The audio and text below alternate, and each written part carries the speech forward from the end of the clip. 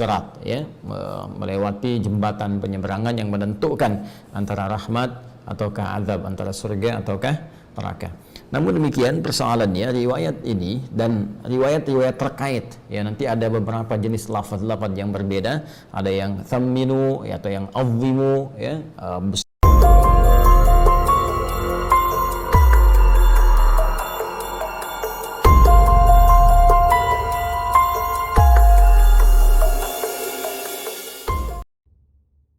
Assalamualaikum Ustaz. Waalaikumsalam warahmatullahi wabarakatuh. Semoga dibahas oleh Ustaz, insyaallah.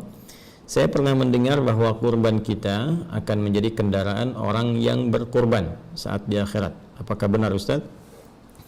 Ya, saya pun demikian pernah mendengar dan membaca juga referensi-referensi terkait, khususnya ada riwayat yang disandarkan kepada Nabi sallallahu alaihi wasallam dengan kalimat istafrihu dhahayakum, ya, gemukkanlah, baguskanlah hewan-hewan sembelihan kalian, fa innaha matayakum 'alas sirat.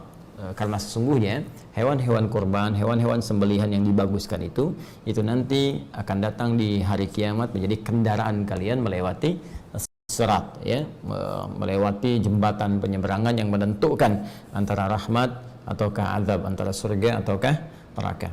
Namun demikian persoalannya riwayat ini dan riwayat-riwayat terkait, ya, nanti ada beberapa jenis lafaz-lafaz yang berbeda, ada yang thamminu, ya, atau yang azzimu, ya, besarkan, baguskan, cari yang terbaik di hewan kurban kalian, dan ujungnya sama, bahwa sungguhnya hewan-hewan itu akan menjadi kendaraan tunggangan kalian saat melewati as-sirat atau di hari kiamat.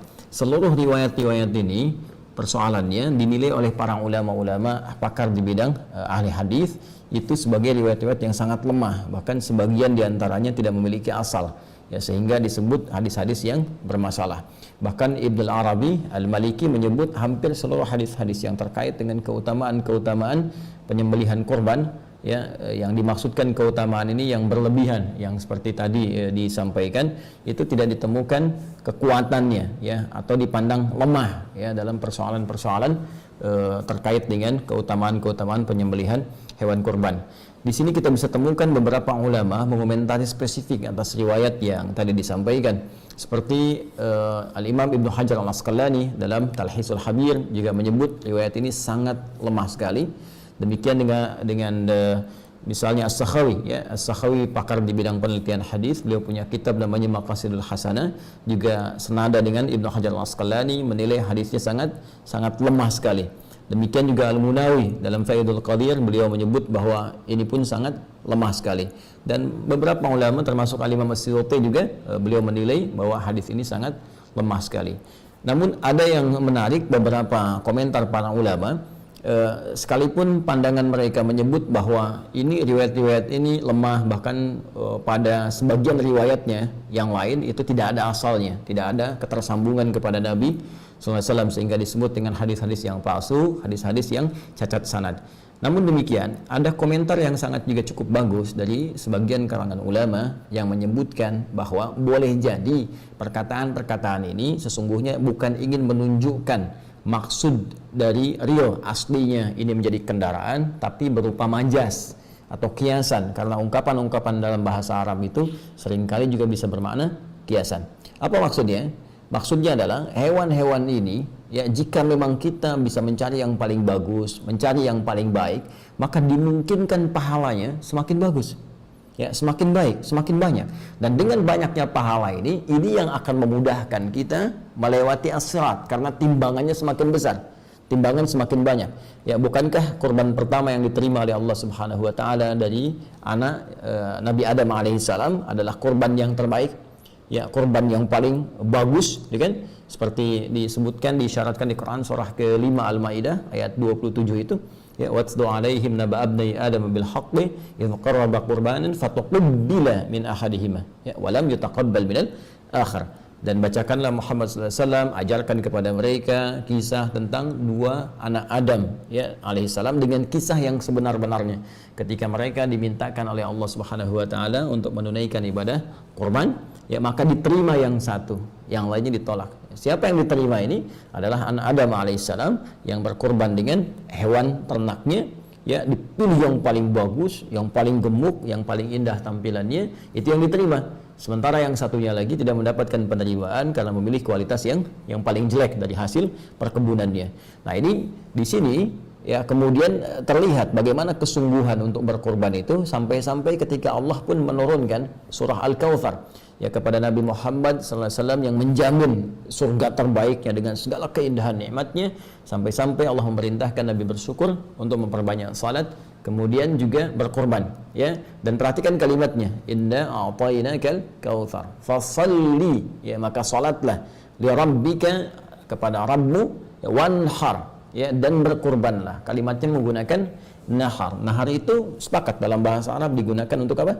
Unta. Ya, hewan sembelihan untuk unta. Sedangkan unta tingkat yang paling tinggi, yang paling bagus, yang paling besar, yang paling banyak manfaatnya. Nah, ini memberikan isyarat kepada kita bahwa jika kita akan berkorban, maka dengan anggaran yang mungkin kita bisa keluarkan, cari yang paling bagus hewannya. Jika harta kita misalnya cukup berlebih, maka dengan harta itu cari yang paling terbaik. Ya, cari yang paling bagus, yang paling gemuk, yang paling banyak manfaatnya. Maka dari situ, apa yang bisa didapatkan, keikhlasan kita dengan berkorban itu yang menjadikan pahala bisa berlipat. Dengan pahala berlipat, mizannya semakin kuat, semakin berat, dan dengan semakin berat ini, itu yang berpeluang kemudian menghadirkan ridha Allah Subhanahu wa taala, menutupi kesalahan kita sehingga mempercepat kita melewati sirat. Barangkali ini yang dimaksudkan menjadi kendaraan dalam konteks amalnya, bukan konteks kemudian hewannya, karena Allah sendiri menyampaikan dalam surat Al-Hajj ayat ke-37, la yanalallaha luhumuha wala dima'uha walakin yanaluhut taqwa minkum. Yang sampai kepada Allah itu bukan dagingnya, yang sampai bukan darahnya, tapi yang sampai kepada Allah ketakwaan kitanya. Dan dengan takwa ini kendaraan terbaik dan pakaian terbaik yang kita kenakan untuk bisa menghadap Allah dan mempercepat kita melewati sirat guna menuju rahmat Allah Subhanahu wa taala, yaitu surganya. Walibasut taqwa dzalika khair, dan pakaian takwa itulah pakaian yang terbaik. Jadi kita simpulkan dari segi sanad kualitasnya sangat lemah. Bahkan bukan hanya sangat daif jiddan, tapi juga ada yang la aslalahu, nggak ada asalnya, ada yang palsu dan sebagainya. Tapi dari segi matannya, dari segi isinya, ada isyarat yang menunjukkan ini bermakna kiasan, dalam arti pemahaman memperbagus hewan kurban supaya pahalanya banyak, dan dengan pahala itu itulah kendaraan terbaik untuk menuju surga dengan rahmat Allah Subhanahu wa ta'ala. Saya kira demikian cara memahaminya. Semoga Allah Subhanahu wa ta'ala meringankan segala apa yang kita ikhtiarkan untuk mudah dilakukan, dan semuanya mendapatkan penerimaan di sisi Allah Subhanahu wa ta'ala. Sekali lagi, jangan bersandar kepada hadis ini karena hadisnya sangat lemah, bahkan sebagian besar adalah diduga palsu, tapi boleh memaknai hadis ini dengan makna kiasannya, dengan pengertian yang tadi saya sampaikan. Wallahu ta'ala a'lam bishawab.